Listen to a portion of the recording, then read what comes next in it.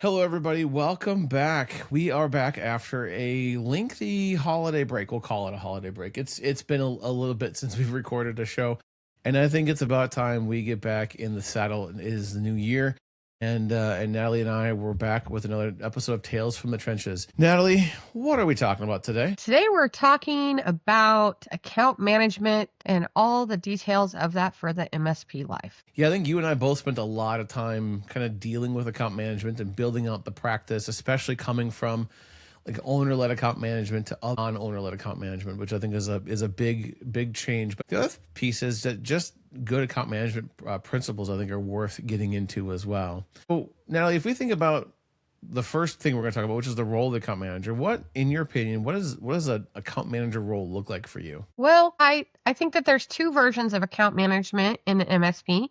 You can have that technical account manager, or you can have a non-technical account manager, one that's more aligned with the sales side and more aligned with the technical aspects of the customers. In both roles, you still have to have that customer service skill, that knowledge of how to work with customers.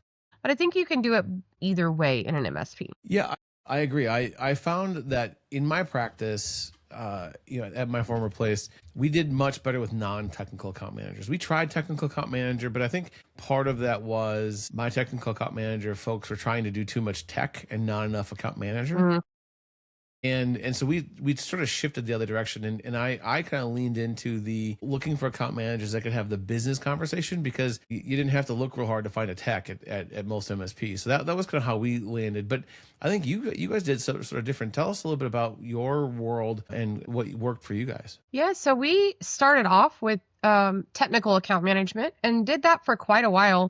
I think that part of it is also finding that, and I call it the unicorn, finding that person that is technical but can also have the business strategy meetings and really talk to the client. But as you and I know, you can't run an entire business off a unicorn. So toward the end, we switched to the non-technical with a senior sales engineer. And I say there's disadvantages and advantages to both. I think it just depends on what works within the company. Yeah, I agree. I think there's probably some common skills, right? So if I think about some of the skills that I was always looking for, is the first one was being able to talk to business owners, business managers, office managers, and being able to have those conversations. Because if they can't have that conversation, they're not an account manager. The other piece I thought for me was really important was that they had to have some level of organizational skills, because I needed them to be able to go and like kind of do things kind of on their own. For the most part, your account managers aren't doing it like they're part of a team, but a lot of their work is done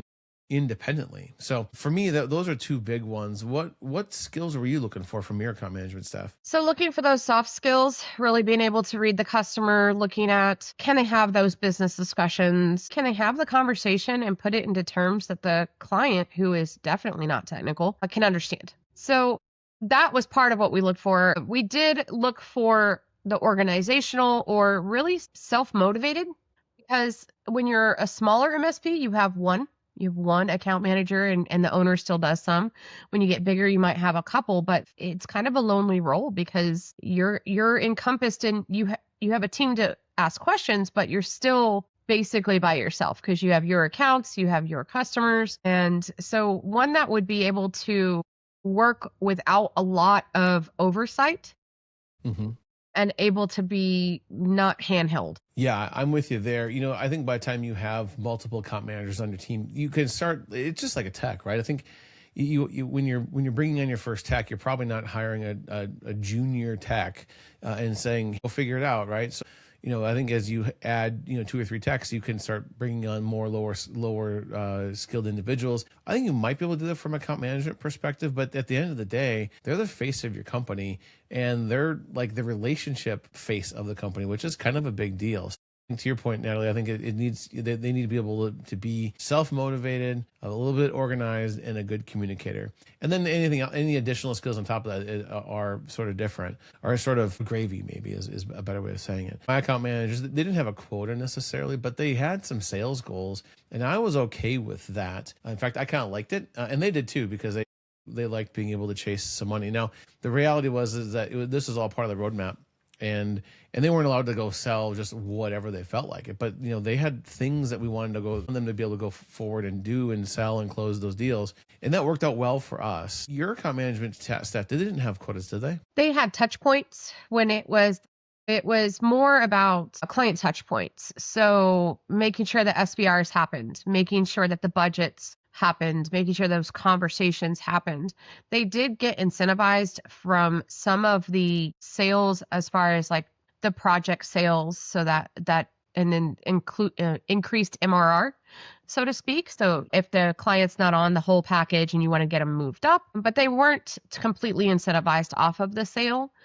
And we really talked about that in leadership a lot, where we didn't want that account manager to be completely driven by sales, because exactly what you said, we don't want them just selling to sell. We want them to sell based on what is really correct for the client.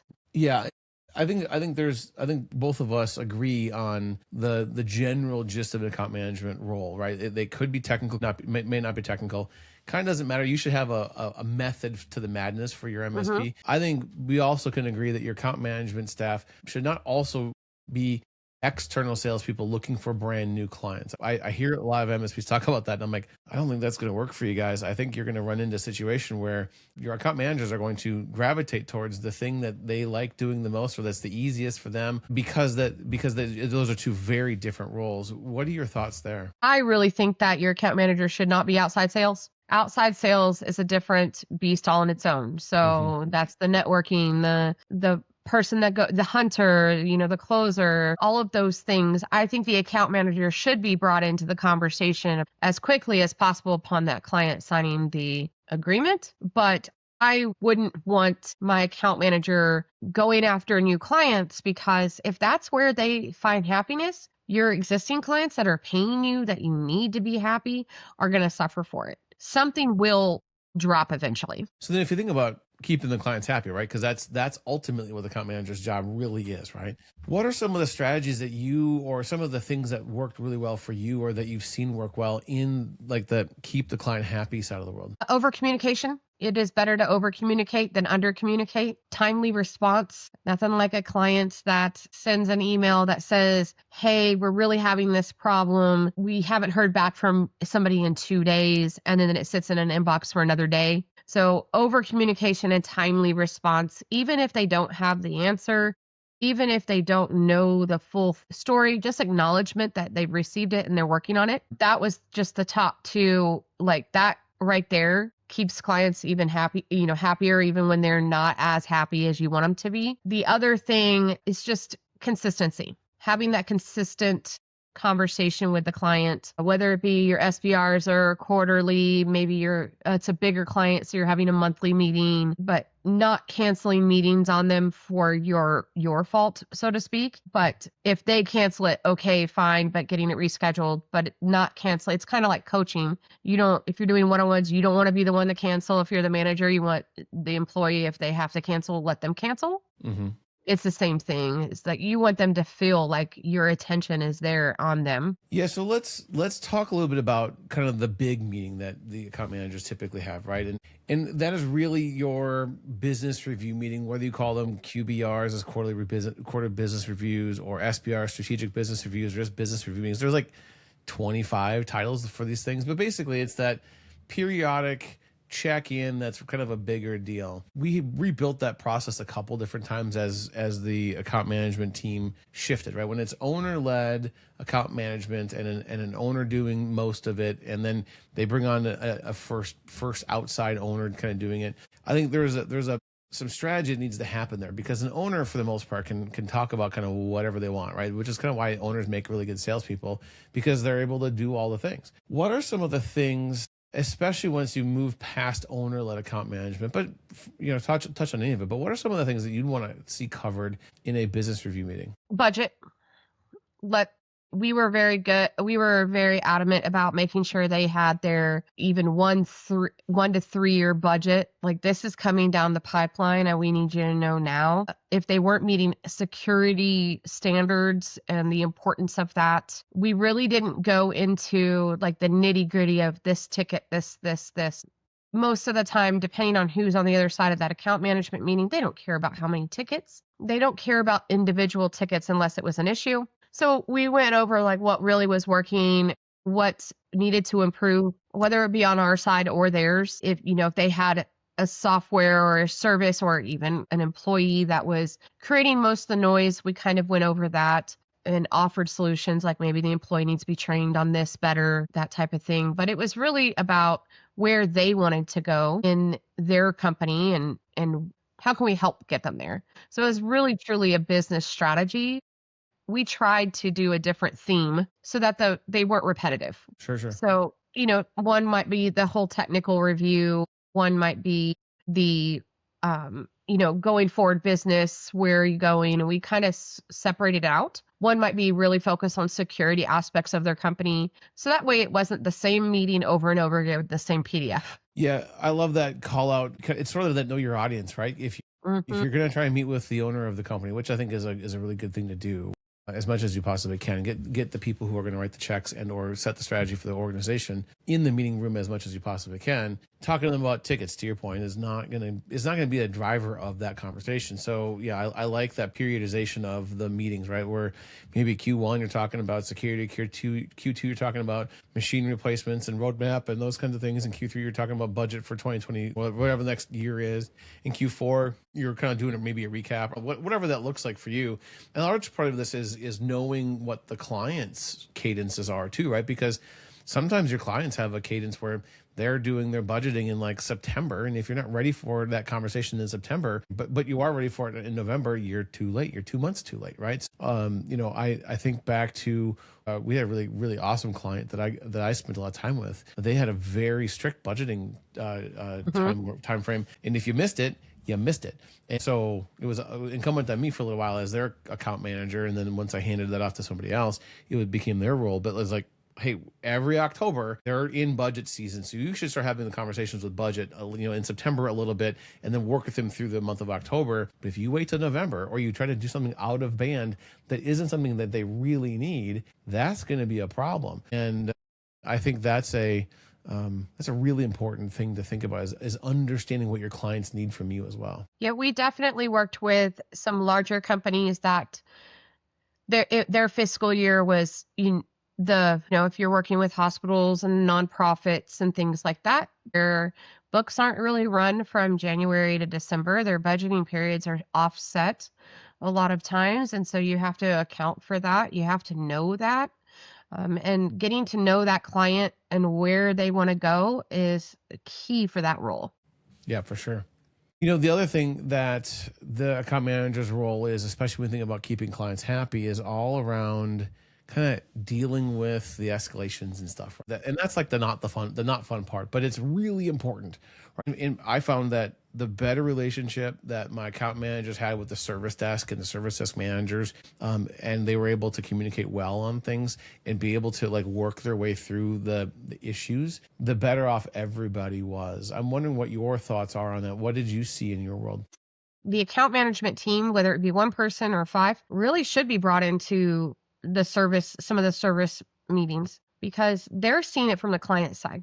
They're seeing what the client is experiencing. And and I was a service manager, and the service manager, when you're smaller, kind of does that account management role a little bit too, because they're the one talking to the client. But when you're talking about, day-to-day life of a client, the service manager is looking at, okay, we have to do X, Y, and Z in service, but the account manager is seeing it from the client's eyes. And I think that having that role integrated to where, if you're doing what's right, what's wrong, what's missing and confusing in service, having that account manager in there to be able to give feedback from the client side, 100% is beneficial. Can you fix everything? Absolutely not. But can you at least keep them informed and the client informed? That's what the account manager is for. So it actually helps for them to understand the service side and what's going on in service, and the service side to understand what's going on in the client. So if we think about kind of that,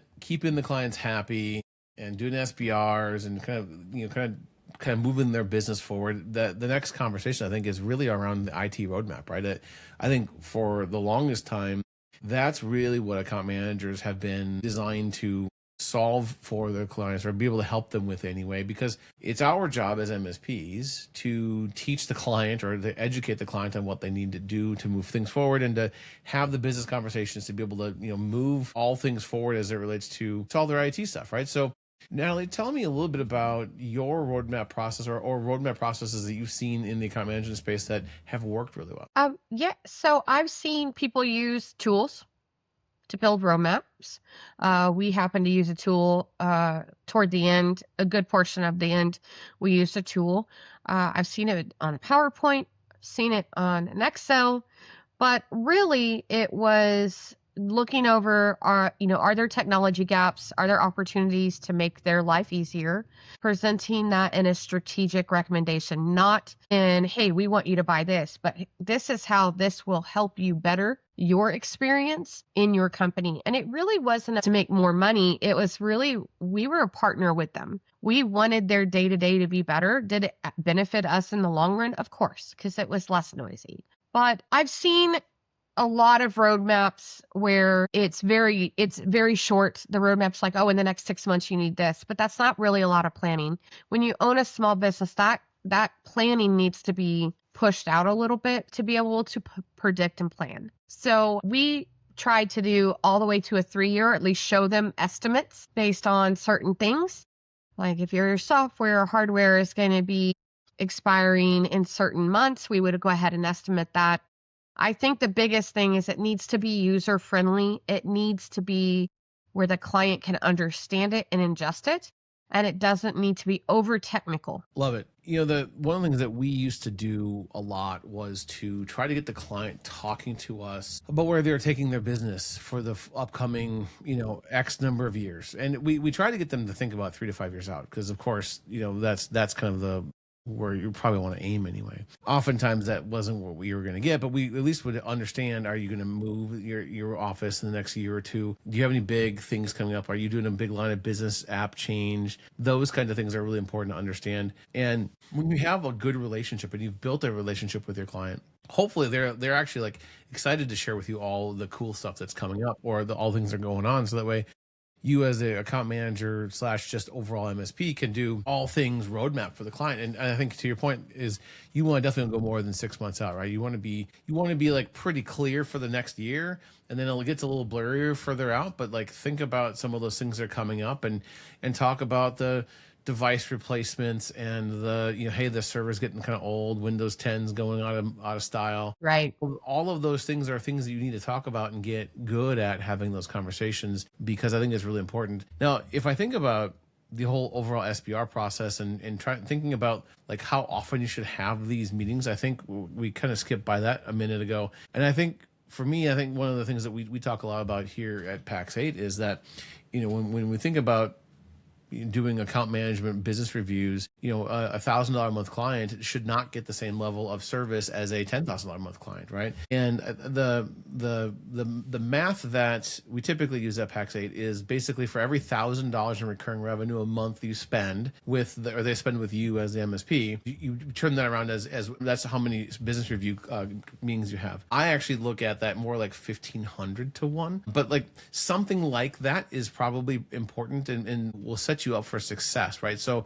if you have a $10,000 a month client that's paying you $10,000 a month for service, you're going to have almost a meeting a month with that client if that's something that they want. But you at least want to have several, right? This isn't like 2 or 3 for the year and call it good, right? That's not gonna do it for you. They're gonna need a little more hand-holding, a little more TLC than that, because frankly, if they're that big of a client, they got a lot of stuff going on, and I think it's important that you are highly involved. But if you're a $2,000 a month client, you're not meeting with them even quarterly, maybe it's once or twice a year, right? So Natalie, any thoughts on that? Anything that you've seen that work really well for that? We actually planned out the whole year, and based on client size, revenue, things of that, and not everyone got the same types of meetings either. So if they were a much larger client, we really planned on at least 4 meetings, at least 4. Some of them they got more, but at least 4, and we knew exactly what month we were going to put it out there. We tried to get them scheduled early, but then we had clients that were, like you said, 1,000. Sometimes we didn't meet with them in person. We did a virtual hey, we're going to send you this. Please look it over. We're going to set up, at a 1 hour meeting with you. So sometimes we emailed them the business plan for them prior to the meeting. And then we had that so that we could optimize the conversation. But we definitely did put them on a scale. You only have so much time for each client because based on what they're paying you and the amount of work it takes to prep a true business strategy meeting with them, it can put you a lot of time. So if you have $1,000 client and you're putting 6 hours into getting their SBR ready, and then you have an hour meeting, well, that's You've blown their basically agreement like, out for 3 months. yeah, that's the whole quarter of their agreement, not counting any of the tickets. So you have to take that into account management. You of course want all your customers to feel special and like they're the only one, but unfortunately not all revenue is created equal and not all clients are created equal. For example, we specialized in multi-site clients. So the clients that we knew were growing and we had that conversation like, hey, we're going to open 4 locations in the next year. Great. We had more meetings with them. We had more meetings with stakeholders and multiple stakeholders because we had to plan to open a new location. It takes months in advance. Depending upon the type of customer, what their roadmap is, you might have more meetings. If they're the small, 10-person shop that's not growing, that's not planning on growing, well, then their roadmap is pretty stagnant. So you're not putting in 4 meetings talking about their growth when they've told you they're not planning on growing. Yeah. I'm right there with you. I think just scaling the relationship up and down depending on how much they're spending with you and how big of a company they are, I think that makes a lot of sense. If I think about some of the tools and stuff, right? And because as you were talking, I was thinking, I had all my account managers log in time and we were ConnectWise shop, but in whatever PSA you guys are using, we had them log in time in ConnectWise because we wanted to understand how much of their time they're spending on the agreement. Now, we probably weren't going to try and do a price increase if the account management was like a little bit extra or whatever, but we really wanted to track and understand what that looked like so that way we knew what was going on. And you mentioned activity points or tracking activities before, and we found that to be hugely beneficial, right? So all the different activities, whether it was a phone call, an email, an SBR, an ad hoc meeting, whatever, they all got points for it, right? And we were hoping that the bigger clients got more points than the medium clients, which got more than the smaller clients. And if anybody that was kind of out of band on those points situation, we would go and investigate, right? Do we just not do an SBR, or did a client need an ad hoc meeting that maybe their revenue didn't recall for one, but maybe you needed to anyway? And that point thing was real helpful for us. Did you guys use points, or what? Did you guys do something different than that? We did touch points by client for the account managers to say yes, basically track. It's trust but verify, right? Are they having the conversations? What's going on? Where are they doing it? And you know me, if you've watched any of these other podcasts, it's real time all the time, every time. And I don't really care what position in the company you are. It's about transparency. And it's also about how much account management are you putting toward, like that $1,000 client? Is it worth it? So we did track. We were a ConnectWise house. We did have bright gauges for all the account managers. How many activity points did they have with the month? How many times did they have client touches? Things of that nature. And we did kind of they had a master spreadsheet that had like this account needs X amount of touch points. So, we were counting those and they were weighted, if you get an SBR was more activity points than, just an email. Yeah, I think our email touch point was, I think it was 1 for a long time. And then we actually brought it down to 0 because we said, just sending him an email is not actually all that beneficial. We tracked activities and we tracked opportunities and we did all of those kinds of things. I think all of that stuff makes a ton of sense. And I really think it belongs in your PSA. I would not track time elsewhere or if unless you're like not tracking time at all, which is a different issue for a different day. But if you're tracking time at all, I would strongly recommend to have your account managers log time like they're sort of like engineers and doing the daily tech stuff. I mean, they're going to log time on different things, right? And they may not need to be the same billable rate as everybody else, but it's still worth tracking, right? And I think that's perfectly fine. If I think about some of the metrics, right? And I know you're a KPI metric kind of person. What were some of the, aside from the touch points, what were some of the other metrics that you guys paid attention to? We did CSATs. Toward the end, we were doing NPS, because when you're looking at CSATs, you're not necessarily getting the whole pulse of the entire company. You're getting the pulse of the people that open the tickets the most. But what about, the person that's the owner that's just trying to see how technology is going? Probably not going to take the time to do a survey. We did net new MRR increase. Okay. Where they raise, where they having this conversation, were the rate increases going through? Were they going up? We did client retention. What is our churn rate for clients? We did not have a lot of client churn, but we definitely wanted to track that in case it started going south. We did track, and the account managers and the service side kept part of this. It's just hours per the agreement effective rate. Hey, do we need to have more conversations about this? And then for the account managers themselves, it was about touch points for clients. And we did, when we were budgeting and doing all the budget, it was about % of project revenue that was coming up from your MRR, because we budgeted for that, and how much project revenue was going out based on those SPRs. So we did look at that metric as well, because if you have X amount of MRR, it should produce a of your project revenue, and that percentage was staying kind of flush so that we would have that guaranteed project revenue. Yeah, that's a great point. One of the things I needed my account management team to do was to keep my project team fed. I used to ask them to feed the beast, right? Because I had at least 3 project engineers working for me on a regular basis. And if I didn't keep them busy, those are some real expensive resources to be sitting on the bench. Now, they would go do other stuff if they needed to. But when they worked on service desk tickets, it wasn't like we got a whole lot more revenue from that. So my project team, it was really important that the account managers kept them fed. And it was actually one of the sticking points that we had with trying to get that team wanting to be bonus based on the billables, because I said, hey, if the account management team isn't feeding us, it's not really fair for us. And then I was able to show them and say, look, they've fed you every quarter for the last 2.5 years. Like, I'm not sure what the issue is, guys.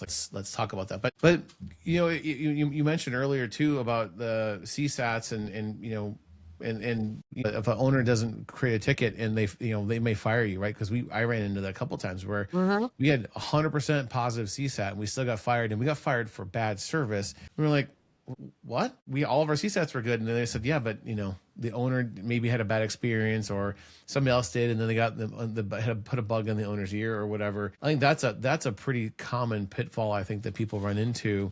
So one of the things that I was thinking about if I think about pitfalls overall, and the thing that we ran into, especially as we kind of transitioned away from owner-led account management to non-owner-led account management, is we found our account managers not being able to get owners or decision makers in the room very much. And so that needs to be a thing that someone's paying attention to, especially as you make that transition. And it's also really important that the owner or owners of your organization have a little bit of touch points still, even though they're not the account managers any longer, that they're checking in with the owners of your clients on an occasional basis, just to make sure that something isn't brewing under the surface that maybe the account manager isn't seeing. Because I've absolutely seen that too, where there's something brewing. The owner of the organization doesn't really know or trust the new account manager very well yet, and the owner of the MSP reaches out to the other owner, and they have a conversation, and that owner then opens up, and you get more information about what's going on, which can be hugely beneficial.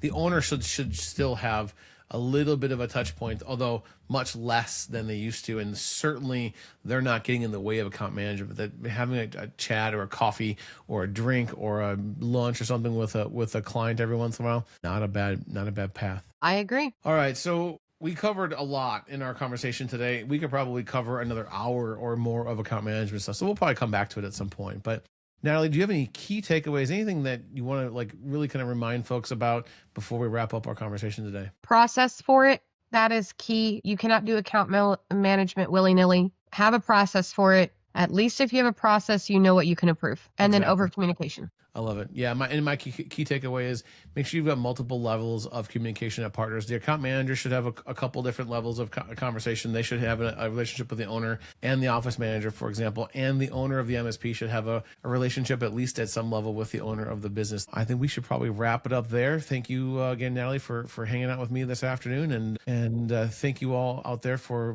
being patient with us while we took a little bit of a break. We're back, and we'll get back to our mostly weekly releases here in 2026. Bye, everyone.